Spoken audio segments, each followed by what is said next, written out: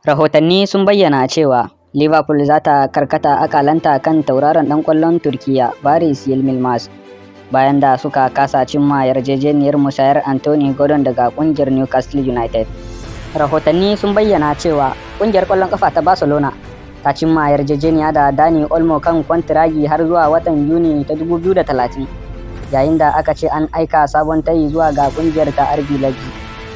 Ɗan wasan Atletico Bilbao Nico Williams ya kasance kan gaba wajen siyan 'yan wasan Barcelona a wannan bazarar, amma yanzu da alama ɗan wasan zai ci gaba da zama a ƙungiyar ta Atletico Bilbao. Hakan nan ana alakanta Dani Olmo da komawa Camp Nou, inda ɗan wasan zai bar Leipzig a lokacin kasuwar musayar 'yan wasa ta bana. Ƙungiyar ƙwallon ƙafa ta Manchester City dai na sha'awar siyan ɗan wasan na ƙasar Spaniya, sai dai da alama ƙungiyar Barcelona ce kan gaba a jerin masu yi masa hidima. A cewar masanin musayar 'yan wasa wato Fabrizio Romano, yanzu Barcelona ta cimma yarjejeniya da ɗan wasan kan kwantiragin har zuwa watan Yuli ta 2030.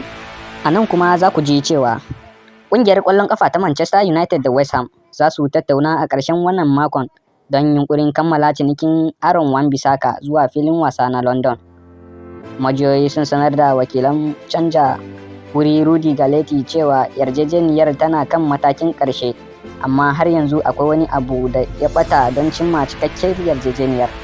To masu sauraron mu duka anan muka kawo muku ƙarshen wannan shirin, sai kuma wani lokacin da Allah ya kai mu. Ni ne naku har kullum Ali Wan-Bissaka na shirya sannan kuma na gabatar. Mun gode.